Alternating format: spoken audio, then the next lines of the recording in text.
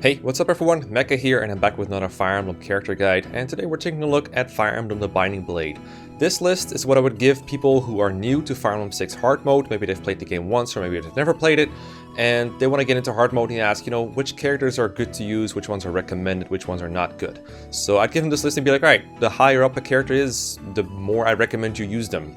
Does that mean you can't use characters that are in the lower categories? Absolutely not. You can beat the game with any units, including the units in high effort, including the units in OK, including all these characters. You could probably solo the game with them if you try hard enough. I've personally used Wendy in an FE6 hard mode Iron Man run before, for example. I had a really good time, but it definitely helped me that I was very familiar with the game, so it was easier to incorporate her into my team without losing a bunch of units in the process. So if you want to have an easier time, then I recommend using the units in the upper categories. You'll notice I'm very distinctly calling them categories because this is not a tier list. These are not tiers. I'm calling them categories because the units are grouped together that function similarly, that are roughly equally good for this kind of thing. They're not in any particular order. I think I put them roughly in order of availability. I might have made a mistake somewhere, but that's the intention at least. And also the good tier really should be 1, but I wanted to separate the units that take investment from the units that are just good at base. So units like Alan and Lance and Deke and stuff, they're all growth units that start unpromoted and they become good eventually. They start off somewhat competent, but they are better late game than these guys. These guys are good at base, you can use them off the bat, but the long-term results won't be as good. But nonetheless, I would recommend you use these units at least for a couple chapters before you decide whether you want to keep using them or not. Because they can work long-term depending on the unit, but the results won't be as good because their growths generally aren't as good or their bases aren't as great compared to the promoted versions of these units. So keep that in mind. These tiers, these categories are roughly equal. These guys are all no-brainers. You should always use these, I think. Unless you don't want to, then go ahead, don't use them. But this is what I would really recommend using. And then the OK tier, most of it is unpromoted units that can be trained. They can be some of them are useful in the short term, like Lot and Wade. Some of them are better long term, like Sue or Noah or something. Kind of depends on them, but basically these units, I wouldn't recommend them as much as these guys, but nonetheless they can be okay investments or be useful short term. I'll get into them individually later. And then we have the high effort category. This is mostly for units that I would not recommend using unless you're up for the challenge or you just particularly like the character or for some other reason. These characters, they can work, like I said, you can beat the game with anyone, but they require a bit more hand holding, a bit more babying. And if that's your thing, then go ahead and use them, but expect it to be a bit harder than if you used units that are above them in these categories. If you have a special utility, these are just units that I wouldn't field always, but if the chapter calls for it, deploy them. It's just Merinus who takes the deployment slot, but you can always send things to him, so usually you wouldn't deploy him. But you can do funny stuff with him. You can sacrifice him and he will come back, and you can do things like get a treasure, drop the treasure in the convoy and get it out of Merinus, that kind of stuff. It's very situational, but sometimes there is a reason to use him. So I'll just go over the rest of him here now while I'm at it, because these are pretty short explanations. The other 3 are Thieves, Chat, Astor, and Kath. Even if you enjoy using Thieves and promoting them in FE7 or FE8, they cannot promote in this game, so they don't really work as long-term units. Chad and Cass in particular have really low base durability and strength, so they don't really make for very good combat units. Their growth might be good, but the bases, they literally have single-digit base strength and swords and not a whole lot to make up for it. They're very fast and that's about it. So I wouldn't recommend trying them as combat units, again, unless you want to put some high effort in. Then just go nuts, but they won't promote. Astor is a bit of a special case. He actually has pretty good combat bases, so a couple chapters after he joins, he's actually a pretty good combat unit. Eventually your units will start promoting and he will fall off combat wise, but he's very fast, he's got decent strength and enough constitution to use some of the heavier weapons without losing too much speed. So if you're using him as a combat unit, you're enjoying it, by all means keep doing it. But most of the time, the Thieves in FE6, you deploy them when there's stuff to steal or when there's treasures to open or treasure chests to open, and other than that you just kind of leave them out.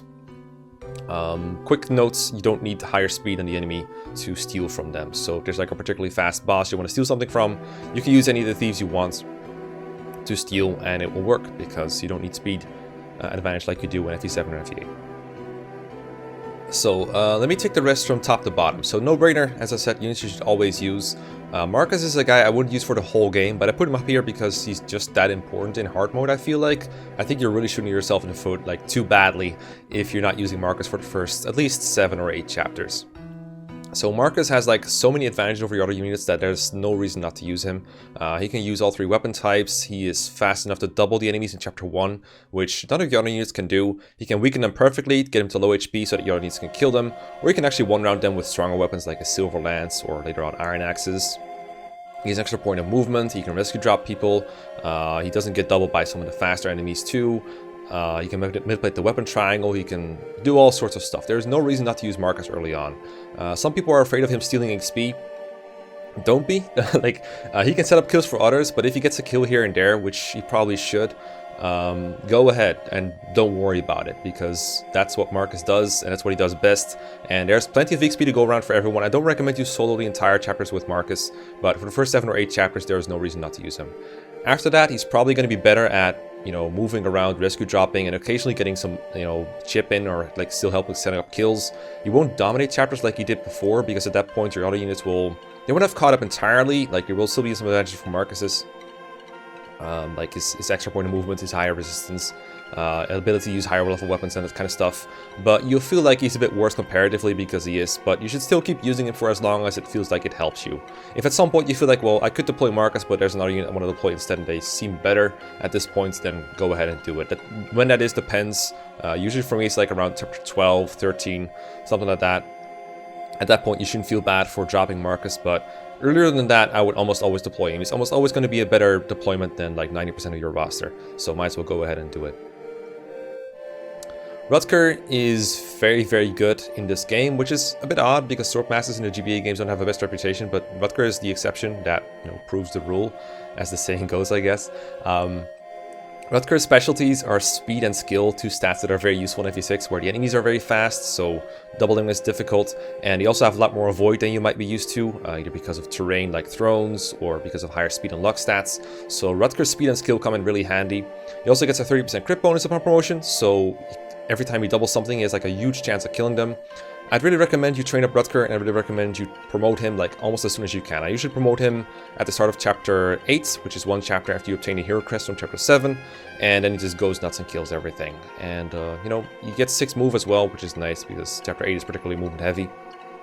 And don't worry about the missed levels. He's going to cap speed no matter what he does, and that's really all he needs to be functional.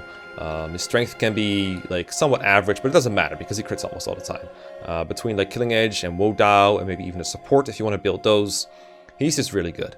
I'm going to mention right away, he also gets heart mode bonuses, which is part of why he's good. It makes him like even better than he would be without them, but even without the heart mode bonuses, he's solid. Like if you're by chance looking to play normal mode, Rutger is fine there too. He's not as good comparatively, but he's still really good.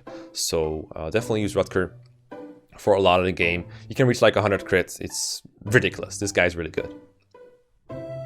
Then there's the Dancers, or the Dancer and the Bard, Lorem and Elfin. You only get one of these, but they're practically the same units.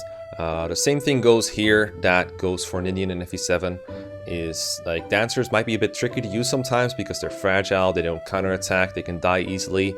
So protecting them from like long range magic and ballistas can be a bit tricky. But I believe it's worth it, especially in FE6, where having your best combat units move again, like whether it's Rutger or Milady or Percival or a staff user like Nime or Yoder. Having these characters move twice and do something is just so important that I would really never, like, you should always deploy one of these. One thing that helped me and my Iron Man actually, which is something I don't usually recommend, is giving them an Angelic Robe to let them survive like one stray hit, so you can make a mistake and still have them live. If you're pretty good about keeping your Dancer out of enemy range, then don't bother with that, but it personally gave me some peace of mind to do that, so maybe that will help him keep him alive. Generally, just go nuts with them, dance for people, and if you need to, like, they might need some help to keep up, because FE6 maps can be quite huge and you only have 5 move compared to other people's, like, this guy has 6 and then these other guys, they have like 8 at some point. So sometimes you might want to pay attention to like rescue dropping around. That can help him keep up, but just keep him out of enemy range, dance for your best unit at almost all times.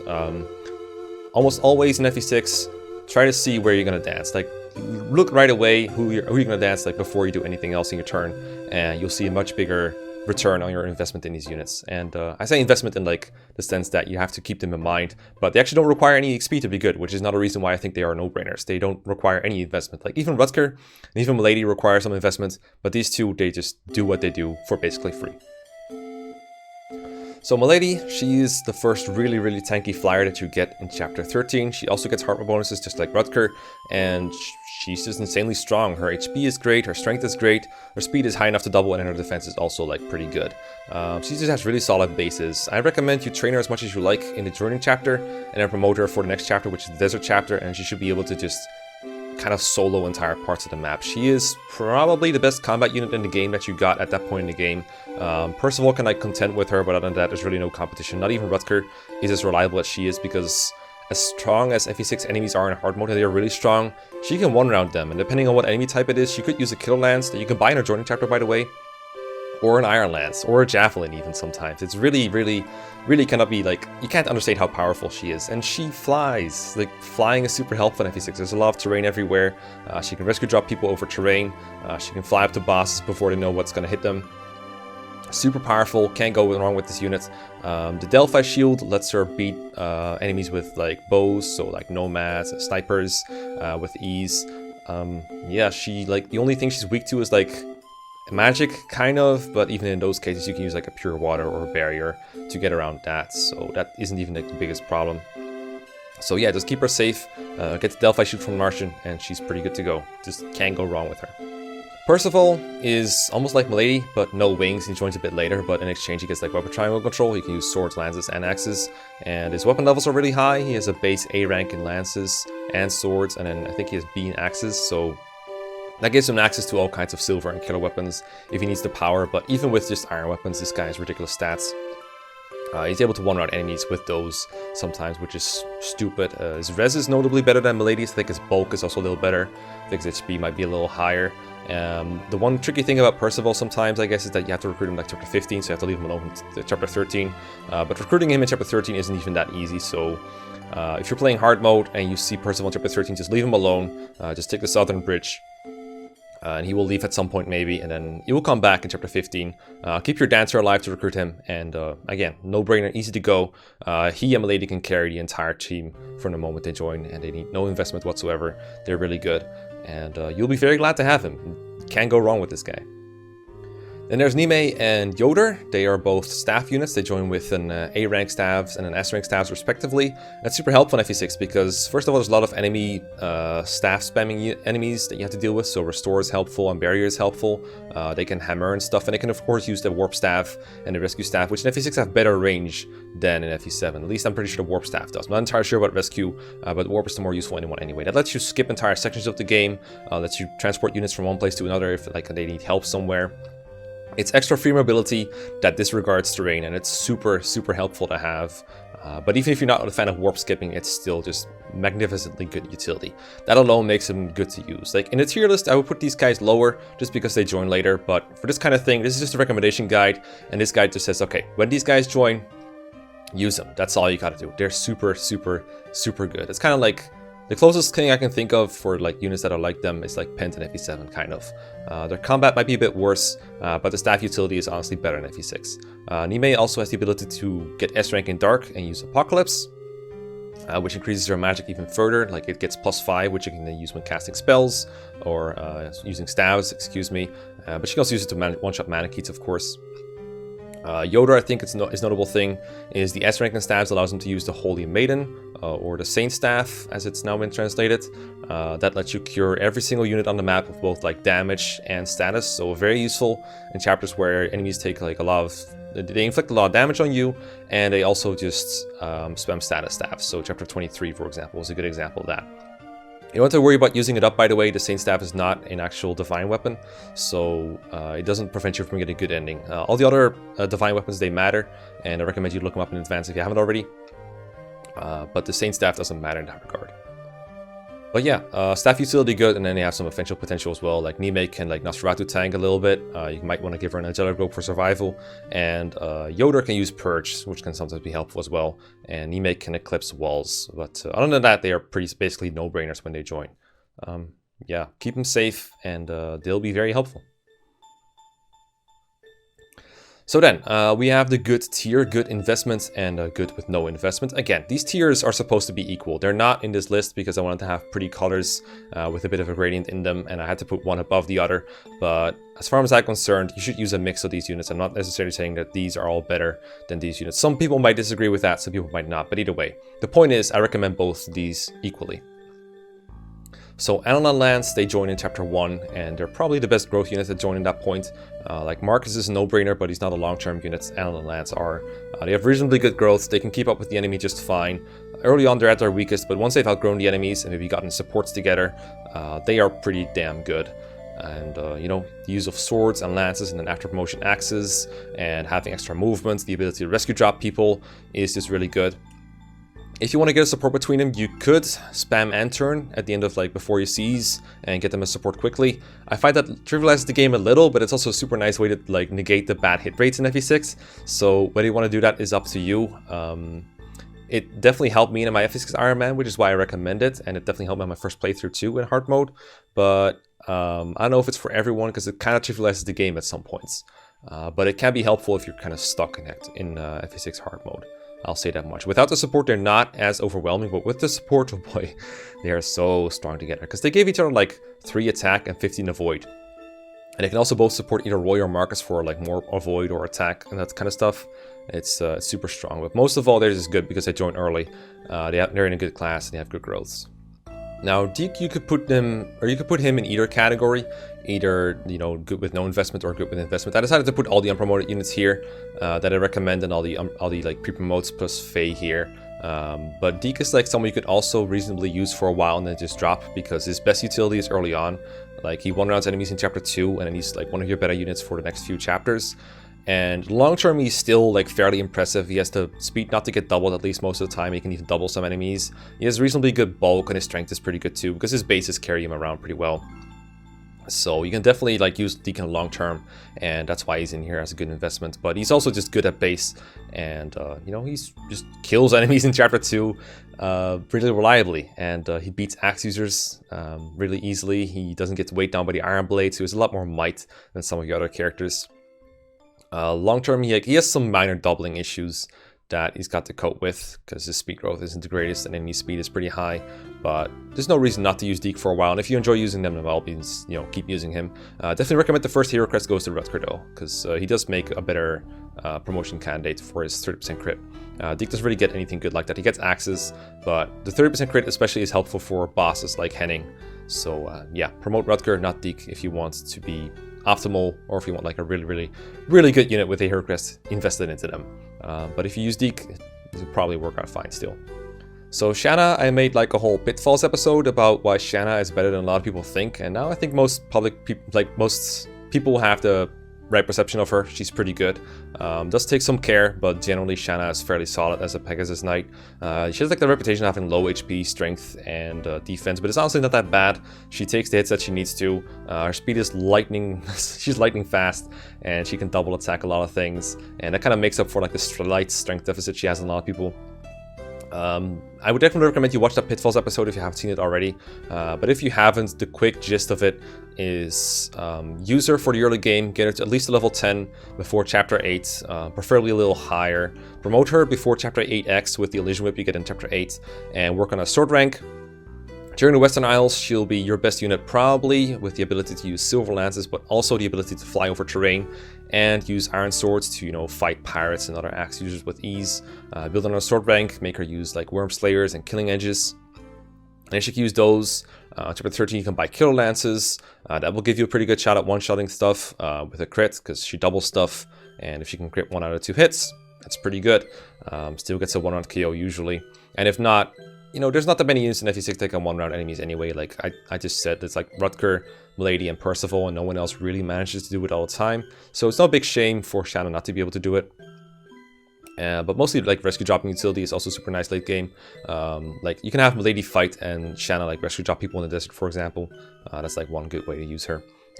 Yeah, one of the better units in the game, even though people haven't realized it until like a couple years ago. Really helpful unit. A little bit fragile though, watch out for the bows. Triple effectiveness is no joke, she can definitely die. So keep an eye on her, just like your dancers. But if you use her properly, she's good. Lu is this game's resident early joining mage. Pretty standard fare, honestly, kind of like Urk. Not really like Lutz, for example. His magic is noticeably lower before promotion, at least. His base is like 4, and his might isn't that high either. Like his Alpha, his fire might is like 4 as well, or like 5. But it's still accurate chip damage in a part of the game where accuracy is hard to find. Besides Rutger, a lot of people have trouble hitting stuff, and Lu really doesn't. Lu can hit stuff without him getting countered, because once your range is helpful. So he can almost always get a chip damage in. He's still fragile, his HP is kind of low, his defense is kind of low, but his speed is pretty good, and at some point he'll start doubling. And then once he promotes, he gets +4 magic, I believe. And that will let him hit pretty hard. You can use Air Caliber to take down Wyverns. You can use E-rank staves to heal people if you want him to. So at that point he's going to be like fairly solid. Not fantastic, there's actually points in the game where he can get one shot by like steel axes, so you got to be careful with that. But most of the time Lu will serve you well as a long-term investment. It just takes a little while for him to get going, but that goes for a lot of units, and I thought it was like too good to put in like okay. So Clarina and Sol are the 2 early staff users that I'm putting up in here. I think they're significantly better than Ellen. They both have different specialties, but I would recommend using both. Maybe not every chapter, like maybe sometimes you might want to bench one of them, although most of the time I would definitely recommend using both, I think. So Clarina's nice because she has a mount, so she can either spend turns rescue dropping or healing. She always has something to do. That is very nice. She also has really good speed and luck growth, so once you get her leveled up and maybe even supported with a couple of characters, she's going to be like a dodge tank if you want it to be. Like she can support Rutger and Deke. Again, I don't really recommend for support grinding because it can kind of trivialize the game. But if you want her to be the best you can possibly be at fighting, then that could be a way to go. The drawback is that after promotion, you can only use fire. Before promotion, she can't fight at all. So that's kind of a shame. She also has a lower staff rank than Sol. She joins with D staff, so like the highest you can use is Mend. And in this game, it's very hard to raise your staff rank because you need 50 to get from any level to any level, like from E to D or from D to C. And if you 7, for example, or getting from E to D is quicker.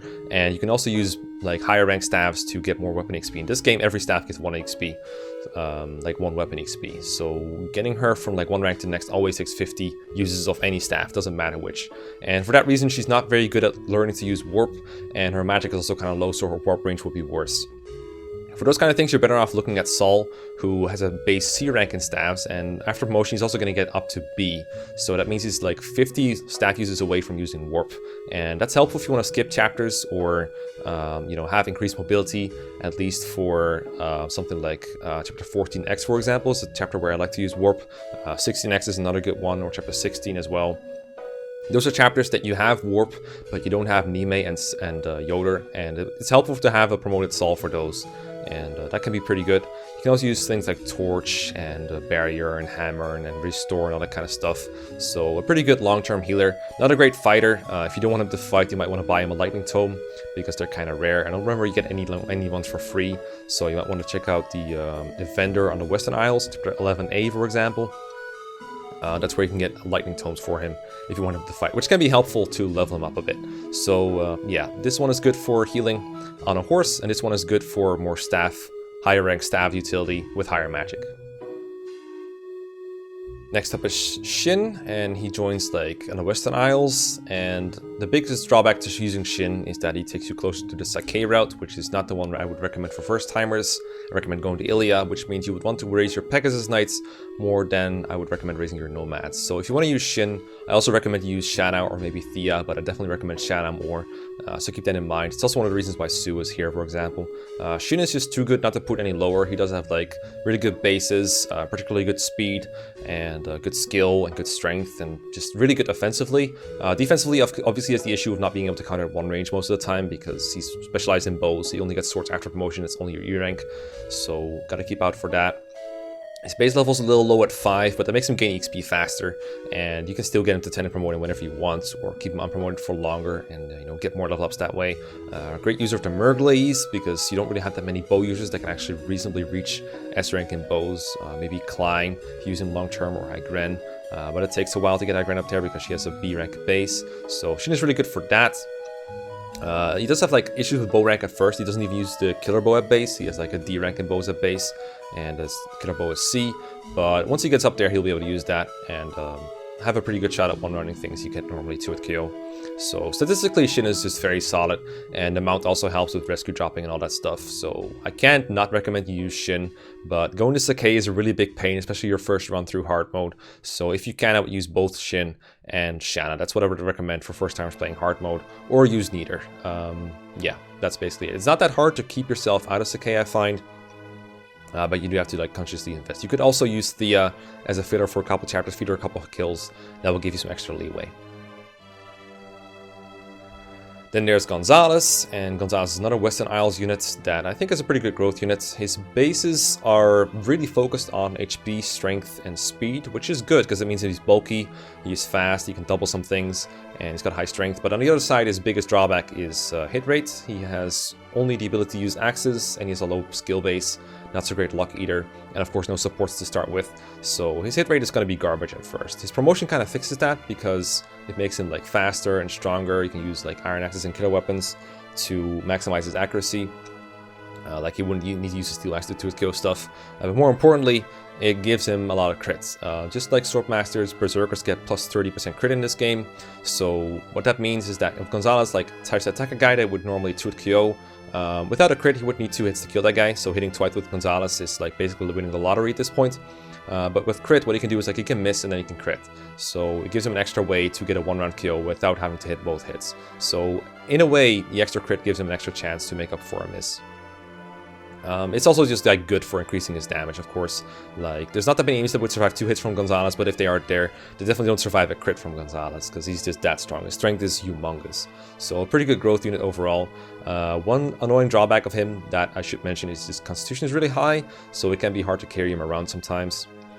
As he promotes, he gains more like con, which is basically weight, and as they promote, for example, Lance and Marcus, they gain con, but they lose aid, which is what you need to rescue people. So I think, for example, that a promoted Lance cannot rescue a promoted Gonzales, so keep that in mind. If you're moving at the pace of Roy, which is like 5 squares per turn, this is not a big issue for you, but if Gonzales falls behind, then you know it's going to be hard to catch him up. On the plus side though, Gonzales can move on like tough terrain like rivers, mountains, and peaks, especially as a berserker. That is much easier for him to do, and that allows him to be very good at fighting Wyvern Riders because they don't get terrain bonuses while he does, so he's able to leverage weapon triangle and terrain bonuses against people that aren't really prepared for that. So for example, chapter 21, this chapter where there's a bunch of Wyverns, Gonzales can be really good if trained. Take on entire groups of Wyverns by himself. Even if there's like one guy in there with an action free, he's still just going to make short work of them. Make sure to buy killer axes for him, either in chapter 11a or in chapter 13, because those are really his best weapon. The most accurate he can get, and also just like good power and a higher crit rate is welcome. There's 2 variants of Gonzales. I think both of them are good. There's one that joins at like level 5, and the other one's like level 11, I believe. And the level 1 can promote earlier, which is nice. Like promoting him at base actually has its merits because it's just so important for him. But the level 5 one grows faster and has more levels to gain. So either way, you get something out of it. I recommend the route where he's level 5 because that route is easier in general. You get it by visiting the left village in chapter, let me think, 9. So definitely go that. I think it's the... I don't remember what item you get from that particular village. So there's like one with Killer Bow and one with Restore Staff, I believe. But either way, if you don't visit the villages or you visit the left one, you'll get Gonzales at level 5. You get Echidna instead of Bartra, and you'll get Larum instead of Elfin. That's the route I would recommend.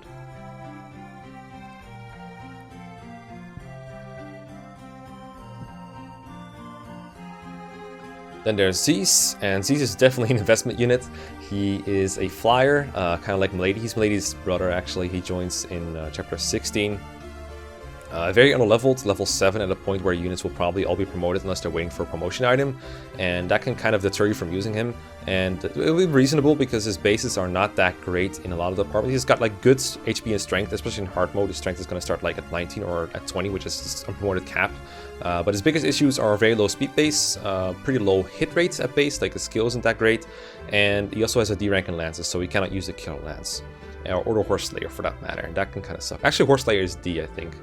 Yeah, Horse Slayer I believe is D, but not being able to use Killer Lance is bad. So you want to get him to promotion as soon as possible, and maybe get him some extra levels if you like that. He's mostly going to grow strength, which is already capped in FE6 hard mode, so I think it's mostly going to be like HP and defense, I guess, is what he gets. I guess it would be for your own conscience. I just recommend promoting him ASAP. There's plenty of whips around for him to promote as well as Milady and Shanna.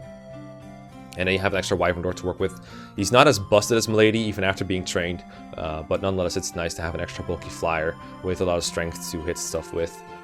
He's going to be still kind of slow to the point where he doesn't really double consistently, but at least the rescue drop utility is appreciated. He's going to be able to airlift some more people than Milady because the male formula for aid is more generous than the female one. He's going to have like 5 more aid when it all comes down to it. So that's why I would recommend draining these if you want to, or maybe just like S-like units. But either way, I'd say it's a good investment, basically.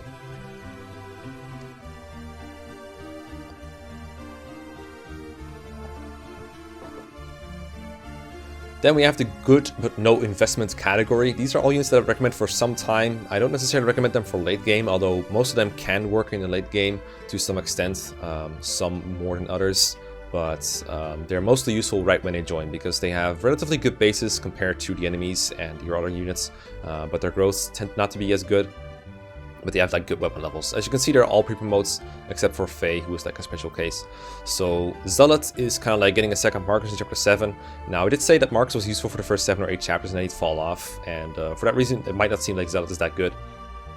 But, you know, he does still have like all the traits that Marcus has, like rescue dropping, 8 move, full access to the weapon triangle. I think his like bases are slightly better than Marcus when it comes to like, I think some of his strength, defense, and speed are high. I don't remember exactly which and by how much. In exchange, he has like a worse skill and luck, I believe, so like a bit of a trade-off. He's less reliable at what he does, but he still has like reasonably competent bases for his joining time. At the very least, you should use him in chapter 8, and I think he's still useful throughout the Western Isles. Again, around chapter 13 or so is when I'd consider dropping him for other units, depending on what you're looking for, and depending on like how many, you know, investment units you're training that you would like to like, you know, deploy. But yeah, that depends on your preference and your playstyle. As long as you feel like Zealot is helpful, you should use him. And that goes for all these units. Klein is a sniper, and he joins in the Western Isles as well, or, well, he joins in the Western Isles. Base A rank in bows lets him use the silver bow, so he's very good at one-shotting enemy flyers, like enemy Wyvern Riders and, you know, Falcon Knights, stuff like that. Pretty good base strength. He gets Harpman bonuses, but yeah, I think his bow rank is really what carries him, as well as like a reasonably good bases. He has some doubling issues, not going to double everything, but even if he doesn't doubles, he hits like pretty hard. Obviously, cannot fight on enemy phase against most enemies because of the lack of bond range. But other than that, he's like very solid chip damage. I used him long term once. It's very easy to get him to S rank bows for the Merglaze if you're not using Shin. I think that would be the second best Merglaze user besides like, oh, maybe Sue is better overall too. But Klein is, again, no investments. It's pretty good. Echidna and Bartra, you can only get one of these, by the way. She's the A route and he's the B route. A route is where Larum is, B route is where Elfin is. So Echidna is nice because she's a hero. She can use swords and axes. She has low con but really high speed. So even if she uses like a slightly heavier weapon like a killer axe or a killing edge, she's still gonna double attack, and most of the time she kills things because her base strength is fairly good. Her luck is kind of low and her durability is not great, but she can take a couple hits here and there, maybe kill like a Wyvern with a Worm Slayer, kind of niche stuff like that she can be useful for without any training whatsoever. I would definitely use her for the first like 3 chapters you have her, and again, if you like her, keep using her. Her base speed is fairly good, but at some point I feel like it's not really worth deploying Echidna anymore. But exactly where the point is kind of like with Marcus and Zealot. You kind of have to find it out for yourself, like what your standards are, what you need to get out of your units, how many units you're deploying otherwise. But Echidna makes a very good filler character for the time that she's around, for like the first 4 or so chapters roughly. Her accuracy is also pretty good because her base skill is pretty high. That's another thing I like about her.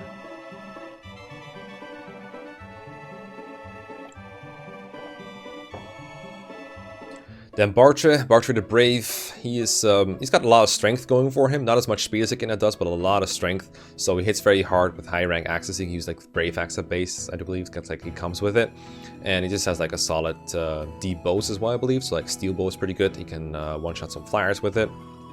You can use a longbow if you want to. Probably the strongest 3 range in the game until Shin like doubles with it. Maybe that will be better. But Bartra's strength is just humongous. He doesn't have a whole lot else besides like HP.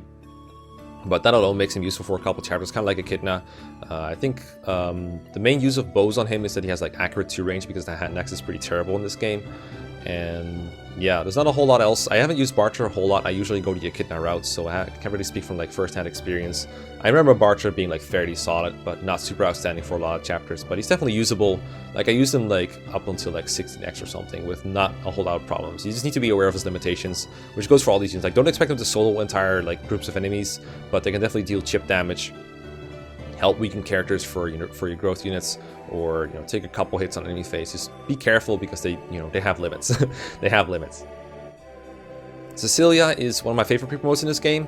I think she's the one that I would recommend using for basically all game long if you want to, or like for anyone, as long as you're able to keep her out of combat and only use her for chip damage. If you can do that, then she's like one of the best classes in the game, one of the best characters in the game. Well, I mean, sure, she's not as powerful in combat as these characters, but she has so much utility. Like she has all the utility that Clarine has because she's a Valkyrie. She has 8 move. She has 1 to range. She can use a lot of staffs. She has like C rank staffs, I believe, at base. So she can use like Mend and Recover and Hammer. Not really Warp or Physic. Those are higher rank. Those I would leave to Sol and Nime. Getting her to higher staff rank is kind of annoying, but she comes with so much utility for free.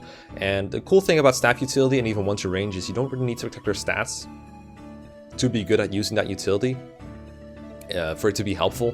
Rescue dropping, again, doesn't really require stats, so I think Cecilia is a good deployment for almost every chapter. A lot of people like give her shit because she joins in a desert chapter, but I think if she joined like 1 chapter later, a lot of people would feel better about her. Sure, her combat is kind of trash. She doesn't even one-shot flyers with her caliber, but if you just use her for chip damage and rescue dropping utility, you'll find that she's very capable. It's just she's not very good at combat. You kind of have to treat her like a healer almost full time. It's not like every enemy one-rounds her, but she can definitely get one-rounded by some of the stronger enemies and get killed by like 2 weak-ish enemies. So you got to be careful when using her. But the great thing about staff utility is it's useful all game long, regardless of what your stats are. So yeah, I would definitely recommend Cecilia to anyone, but she's not a no-brainer like these guys because her stats are obviously crap. So Egren joins in chapter 15, and she's a sniper like Klein. Lower bow rank, she cannot use silver bows at base because she's got B bows, but her stats are better. Even though Klein has Harpman bonuses and Egren doesn't, she's going to have better bases most of the time. And she can be pretty good. FE6 has a lot of enemy flyers, mostly Wyverns, but some Falcon Knights as well. Some Pegasus Knights too. She can shoot those down, and that's pretty helpful. If you like her, keep using her. There's not a whole lot to say about Egren that I didn't really say about Klein already. She has like better speed, I believe, so she's more likely to double attack or use something weird like the longbow, or maybe a ballista somewhere if you can find one. But most of the time, it's just like chip damage, maybe kill a flyer somewhere. That's about it. I would recommend using her for a bit, and if you like her, keep doing it. Next up is Garrett, and he's a Berserker, so kind of like Gonzales, but obviously worse bases because, he's just a pre-promote. He joins in 15 as well, gotta talk to him with Lena, and he gets Harpman bonuses, so his strength and HP, which are already like good in normal mode, are even better there. Besides that, his stats aren't too good, particularly skill and speed are a bit lacking, so he's gonna be reliant on like critting with the killer axe to kill stuff. Nonetheless, you can have him face like multiple flying enemies like enemy Pegasus Knights or Falcon Knights or Wyvern Riders, and as long as they don't all have axe reavers, he's probably going to come out on top, especially if you put him on terrain, and he's going to crit like half of them with the killer axe because, Berserkers have that balanced and fair 30% crit, and he is like 30 more from the killer axe, so that can be pretty helpful. He can be pretty self-sufficient that way. Other than that, his hit rate is going to leave something to be desired, and he's going to have some troubles here and there, but nonetheless, he's pretty good. Just for like how little investment you have to put into him. So I recommend deploying him if you're like low on units somehow, like maybe you're playing an Iron Man playthrough, or you're just looking for something different, or you just want to have a filler for chapter 21. Like even if you didn't train him at all, he's going to be somewhat helpful in chapter 21, I think, against all the Wyvern Riders. So definitely use him for that part, and whatever else you want him to do, go ahead and try it out. But don't expect him to hit a mercenary or anything, because he won't. He has terrible accuracy. But his HP and strength are pretty good, and he's in a really good class, so give him a shot. So Faye, you might be wondering why she's here, because Faye has some of the lowest bases in the game, but some of the highest growths, and the answer to that lies in her utility in baiting status stabs. I think that's like by far the most useful thing she can do. She's a Manakete, so she transforms into like a chicken dragon thing with really high res, and that lets her fight mages somewhat effectively, but the thing about her is she has a lot of trouble double attacking, and she's also a little fragile at base. You can like get one-handed by fighters if you're unlucky. What I think she's most useful for is putting her very low in the deployment order and putting her range of enemy status stabs along with your auto units. And you'll find that the enemy status stabs, even though we have like terrible hit rates on her, like really, really low, they'll still try to go for her because her res is so high. Or rather, despite the res being so high, because like their accuracy is going to be trash because of the distance between them and Fa, as well as her high res, but because she's so low in the deployment order, I'd like targeting her, because that's what FE6 AI does, the staff AI at least. It's like, okay, this character's low in deployment order, I'm going to use a status staff on them. And that's what Faye's more useful for. And the funny thing about this is, this works best if she's untrained. If you train Fa, you can't really do this as reliably because her res gets too high. And if her res grows too much, then the enemies will be like, okay, I have 0 hit on this character, I'm going to go for someone else instead. So that's why you want her res to be low. Now, if you want to use Faye as a long-term unit, you still can. If you want to like treat her as that, I would put her in okay rather than in good investment, because even though her growths are like really good, like I believe she's one of those characters with like more than 100% HP growth, but she just, it's not really worth it. She's not that good, she's not going to double attack. Her stats are like funnily high in some areas, especially res and strength and defense all get really good, and her HP growth is really good too. But it's not as good. She doesn't have one to range, and she's limited uses too. She only has like 30 uses on the Dragonstone, and you can't hammer in it. So yeah, there's no such thing as a long term for Fa. There's like glitches where you can steal like a Firestone from an enemy with a Berserk Thief or something, but like I'm not going to take that into account, and you can only do it like late in the game anyway, because there's not that many chapters with like both Berserk Staves and enemy Manakins. So yeah, generally you only have like 30 attacks total with Fa, and I think it's better to use her as status bait than to actually train her as a long-term unit. But that's just a recommendation, you do whatever you like. But that's why she's in good, no investment. Status staff AI manipulation.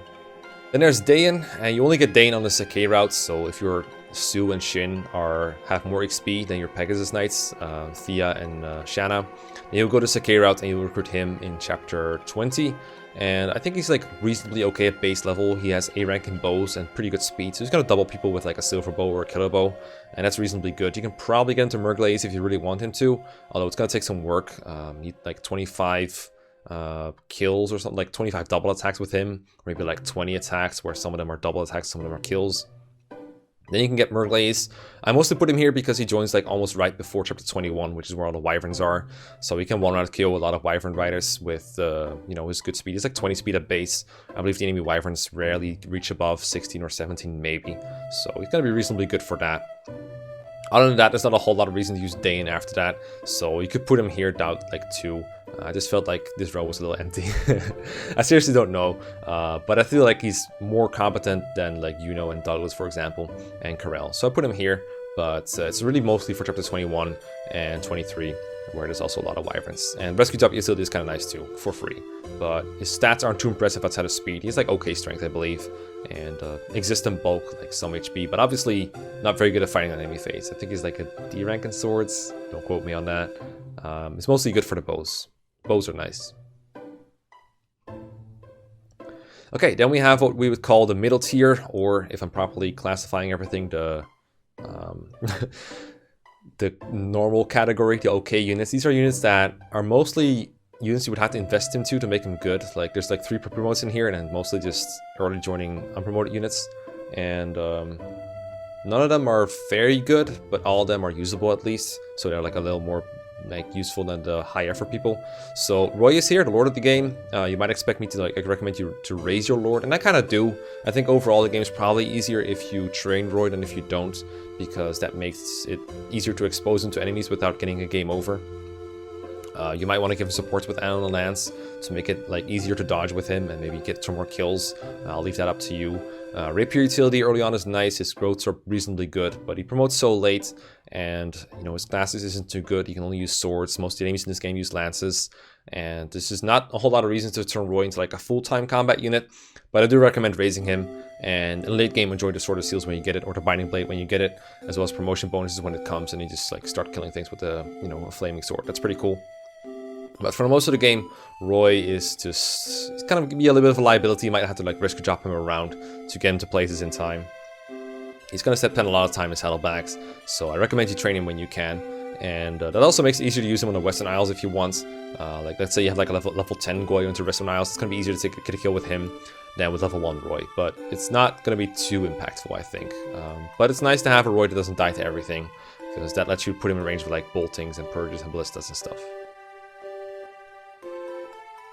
Then Ellen is mostly his early healer utility. Long term, I think she's worse than all the staff users I praised up here earlier, so that's why she's only an okay, while the others are in good and no-brainer.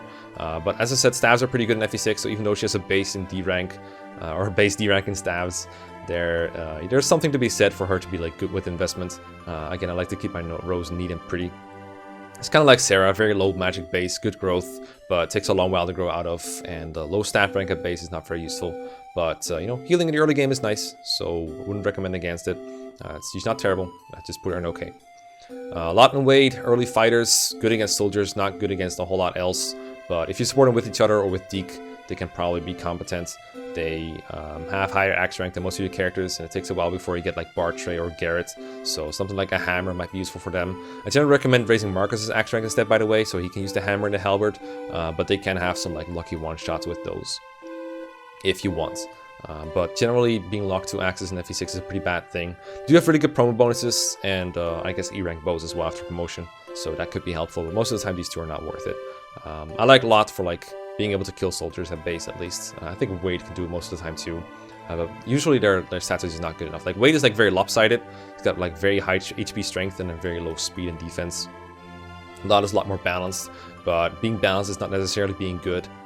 Generally just means too slow to double attack anything and not tanky enough to take hits. So even though his defense growth is really good, he's not that tanky most of the time. But hey, you know, still an okay.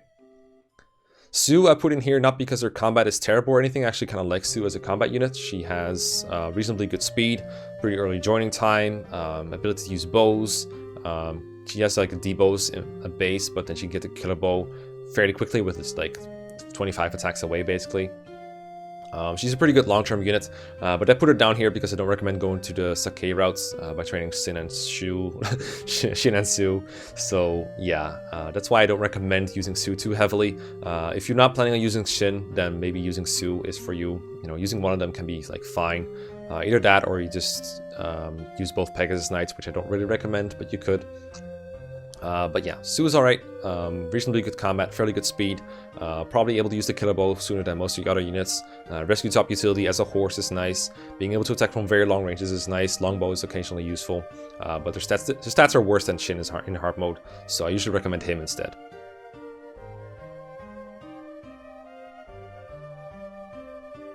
Noah is a Cavalier that joins in Chapter 7. Most people will be attached to Lance and Alan and maybe Marcus too much to be able to use someone like Noah or Trek, who's down here. But, you know, it doesn't take away that Cavalier's a good class. Noah has a good base sword rank of C, so he can use like Killing Edges and Blade Weapons if you want him to. And, you know, we can use Lances as well, so it's still pretty versatile. His bases are okay, just not fantastic. And again, most people are using the other calves by this time, so they'll have a hard time adopting a new cav. But Noah's decently good in his own right. He just misses a couple chapters. But he's like a reasonably good early Nightcrest candidate if you don't want to use any of the growth units. But I generally do recommend using the growth units, so he kind of gets left behind in that way. But Noah's not bad. Then there's Fear. Western Isles growth unit joins at like level 1, but she has like 10 base strength, enough speed to double, so she's far from like being, you know, salvageable. Obviously, Rutger is competition for her, but you know, if Rutger didn't exist, she'd be reasonably good. And even if Rutger, like, even though he does exist, he's good in her own right. It's just you don't really like. There's only one boss to kill per chapter generally, so if you have one boss killer, you have enough. So that's like the main niche of Swordmasters at this point, is killing bosses reliably. And if you only have one boss to kill, why would you need 2 boss killers, right? I think that's kind of the idea with Fear. I guess people like using her because, you know, cute Myrmidon girl. And, you know, in that way, you know, she can suffice. She's still very fast. She still gets the same Broken Sword Master class. She can still dodge tank a lot.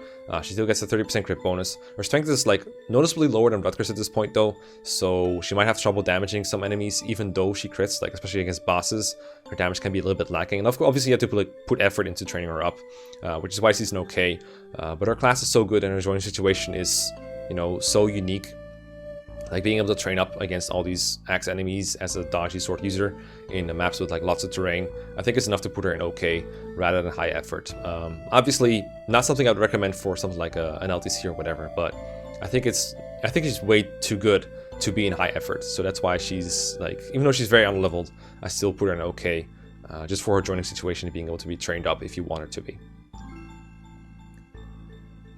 Geese is a pirate and he's like level 10, so you can instant promote him or you can use him normally, give him a couple levels. Geese like a similar stat layout to a lot in some ways, in that he tries to be balanced, and I generally just don't like balance. I prefer, you know, something like Gonzales, who just doubles and hits really hard and just accepts the fact that he's gonna have some bad stats somewhere. Geese is like not fast enough to double, and then not tanky enough to take a bunch of hits, and then not strong enough to 2-hit KO a lot of enemies, and not accurate enough to have reliable hit. So in that way, he just kind of falls flat on his face, in my opinion. He promotes using a hero crest, by the way, not an ocean seal if you're curious. That's why there's no ocean seals in this game. Still, Berserker class is super good, so if you get him promoted, he can probably help out. I usually just use him to like Brave Axe a wall a couple times and that's it. Other than that, I don't really see a whole lot of utility for him, but I think his class is again too good to put him in high effort. I think he's like reasonably good at base.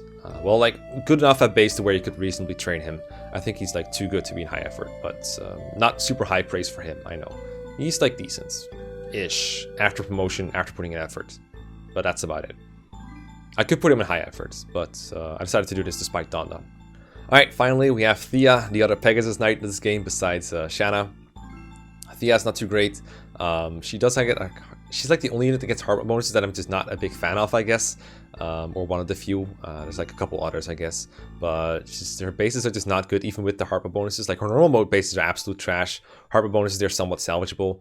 She has D-base lances, which is bad. Her base strength is actually like somewhat high.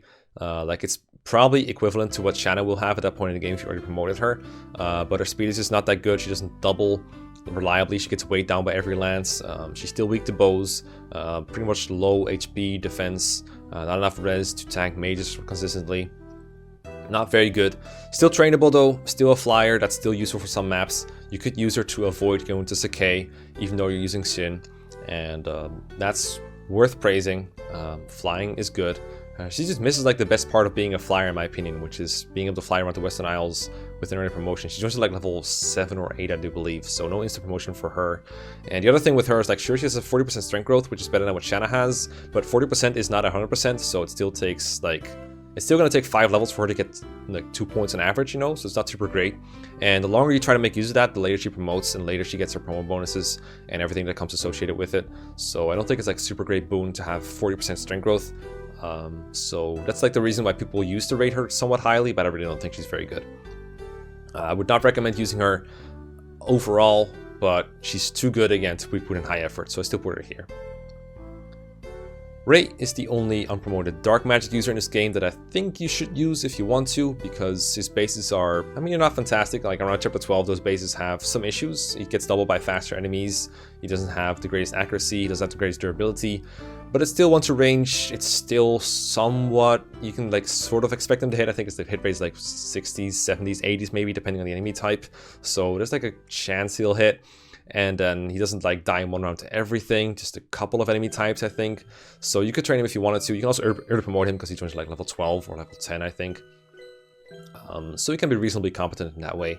But it's not highly recommended. That's why he's an okay. He's alright, but I wouldn't recommend it. It's not super good. You could argue high effort, but the early promotion option, I think, kind of takes him out of there. And Apocalypse is pretty good if he does get to it.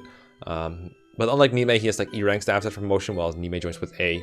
So if you want like an Apocalypse user that has like high staff rank, I'd recommend her instead. And there's no reason to use both, because there's only one Apocalypse. But, you know, if you like Dark Mages a lot, go ahead. Douglas is the first pre-promotes in the OK tier. And I mean, he has some uses, like he has high bulk, so he can take hits. There used to be this like really funny strategy where you rescue Roy in Sakai and have him like carried around without him dying, I guess. That's like the main niche that he has. Other than that, he can't really do a whole lot of base, but he can like tank enemies fine. As long as they don't have magic or like armor slayers, he'll do okay. He gets doubled by everything. His accuracy is kind of the worst because his skill is low and he uses like lances and axes, the two least accurate weapon types. And he's not going to double anything. But, you know, he can take hits. I think he's like, obviously he's not high effort because he's a promote. His bases are at least able to like let him survive enemies. I guess he's gonna like, he can bait status stabs as well, because you might not use him for anything else. I don't know. He's not very good, obviously. I don't think he's as good as like good no investment people, but he can still take hits if you want him to. That's like all he's good for, taking hits. You know, joins like really late. Like you can use her for the first time in like chapter 20, I guess, if you recruit her there. And then like 20x, she's not very useful. 21, she can like carry people over mountains, get you to the secret shop or over mountains and stuff. Like through reinforcement zones without triggering them, that kind of stuff. It's not great, but it's something she can do. So I put her in okay, and she's a pre-promote, so she can't be high effort. But yeah, her stats are very garbage. She's very bad combat. She's not even fast enough to double reliably, I do believe. So yeah, if you want to use a lot, play reverse recruitments. She's not very good at fighting. Karel is the last character to join in the game. He joins in like chapter 23, and his stats are, their bases are not bad. He can use Wormslayer or Durandal if you want him to use S-rank in swords. And he's got the best growth in the game, but only one level to use him. So I like to say that like if Karel had like one higher base stat and everything, but his growths were reduced by 100% each, everyone would just think he's shit, even though he would be better. Yeah, he's not super great, but he can be like, if everyone died, then Karel's probably useful for you. You can like kill Manakeets, I guess. The reason I don't like him very much personally is because I like to give my character boots from the secret shop in chapter 21, and by the time Karel joins, I could have used the boots on like everyone I have. So Karel has like 6 moves compared to a lot of people like 14 or 15, but you can save some boots for him if you want to. It's just not the most efficient use of your boots. But hey, if you're using him, you might not be concerned too much about how good your boots are. But yeah, Karel. Then these guys, they're all high effort. I don't want to like spend a lot more time analyzing them all because this video is already getting really long. So like, how do I summarize this briefly? All right. So we got the Armor Knights, right? I'm just gonna put it like together here. We got a couple archers here too. I'll just like put them together here, and then we have some other. Like basically the theme with these characters is their classes aren't super great, with the exception of Trek, who is the Cavalier class, and they also just don't have enough growth to make up for their bases being so low. They join a little under-leveled, or their stats are just bad, periods, and that makes them harder to use. Again, you can beat the game with any characters. You can use only these characters and beat the game. In fact, someone's probably already done it. So that makes them usable, but not recommended. So Walt and Dorothy are archers. I generally like the archers if they're low effort. Like I put Shin pretty high, and I put Igren up here and Klein and stuff. But they are like, their bases are just too low to function like consistently. They can be useful for like chipping flyers, and Walt is nice because he joins so early. You can like chip brigands and stuff without taking a counter. But other than that, they just don't have any long-term uses, and I really can't recommend using them for longer than like a couple chapters each. And that's almost stretching it already. Like Walt already becomes almost obsolete by like chapter 4 generally. But hey, if you like him, you can use him. The Armor Knights, they have like so many issues, but basically 4 move, only able to use lances before promotion, and there's like a huge segment with mostly axe users coming up right after these two join. Boars, of course, is near the game where axes are also very common, and the accuracy sucks. They don't have a lot of speed, so they can't double. Wendy is still hilarious to use. Armor Knight Triangle Attack is a lot of fun, because there actually is one in this game, and that's hilarious and stupid.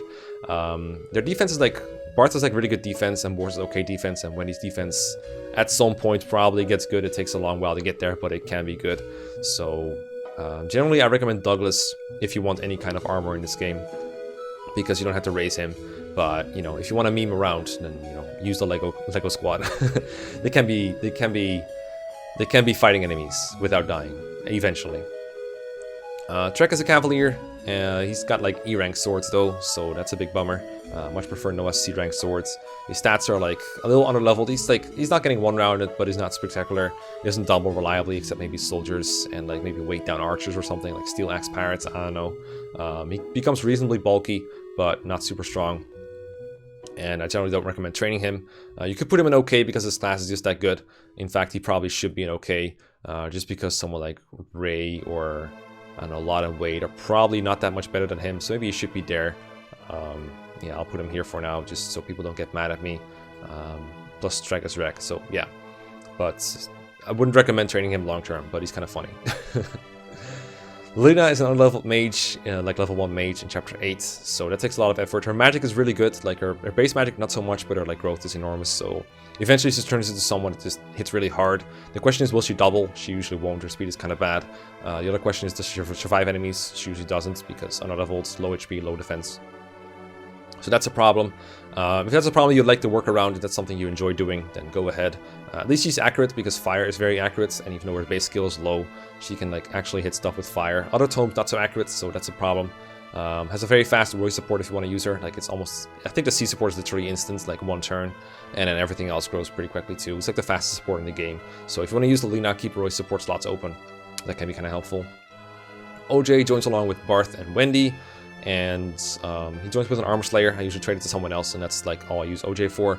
But he can be trained. The Western Isles is a lot of axes. He doesn't double at base, I believe, but a couple points of speed will probably get him there. And from there, he should be okay. Obviously worse than Deke, because Deke joins a lot earlier with higher bases and higher base level, and closest promotion, higher sword rank, all that kind of stuff. So Deke is probably going to be better if you want to use 2 heroes, or if you want to use something different. OJ can work, but, you know, I don't think it's level 1, actually. I think it's like slightly higher. I think I made that mistake before, but he's very underleveled and needs some work. It can work out in the end. Hero promotion bonus is actually not bad. He's lighter than Deke, so he's easier to like carry around. Similar problem that I mentioned with Gonzales is Deke also has some trouble getting airlifted. So if you want to rescue job people, OJ is easier to do that with. That's like his main niche over Deke. Other than that, he's generally inferior, but you know, it's called high effort for a reason, right? Sophia, like the highest effort unit in the game, probably joins in like chapter 14 at base level 1. And no stats, basically, just no stats, just like 50 hit on everything. She doesn't kill anything in 1 round. She needs kill set up for her 24/7. It's like basically like a 50-50 shot at just missing and messing that kill up, and someone else is stepping in and doing it instead. If any enemy looks at her funny, she dies. She can find a guiding ring in the desert. That's kind of nice. That's all I would recommend using her for. But if you want to meme, if you want to use the worst unit in the game, by training her up, go right ahead. It's super funny. Using Apocalypse is kind of fun, because the animation is gorgeous. So yeah, definitely more of a flavor thing for your playthrough than something I would recommend, but hey, it's fun. And then Yu is just kind of a mediocre mage. If you want to get the most out of him, you want to pay the maximum amount of money, because you can recruit, you can talk to him, and he's like, hey, give me 10,000 gold, and you're like, no, and he's like, okay, maybe like 8,000 or whatever it is. I usually haggle him down to 5,000, that's the lowest you can get him for, because I like recruiting everyone. And then I bench him. But every time you like haggle him down, his stats decrease a little bit. Like every stat decreases by 1. So if you want Yu to be as good as possible, you're gonna have to pay the full 10,000s. And then you need to use a guiding ring to promote him. And then he's like sort of okay. But I put him down here because it costs so much gold and it's really not worth it. But if you lift the gold cost from him, which I think I did for Farna last time, then you could maybe put him in okay actually. I think it's like, you could probably compare him to Ray stat-wise. It'd be roughly equivalent. I'm sure there's some differences, but like he can use their caliber and stuff. That's kind of nice. So yeah, he's maybe okay, maybe. Well, that's the whole list. I went over every character. I'm sure half the people listening to this point probably just want to listen to me talk about characters rather than, you know, giving them advice for the first time. But hopefully this is useful to someone. If you use this in your playthrough, I'd love to know how it worked out for you. So post in the comments below, or if you're about to get into FA6 hard mode and you want to use this guide, let me know if it's been helpful. Definitely plan to make more of these for other games. I've made one for FE7 a while back, and I made one for FE5 long ago, so let me know what games you want me to do next. As you can tell, I just went over a game with a large cast and I'm kind of tired, so I'm gonna crash or go outside or something, and you know, I'll see you guys next time. Peace around, goodbye, and have fun with FE6.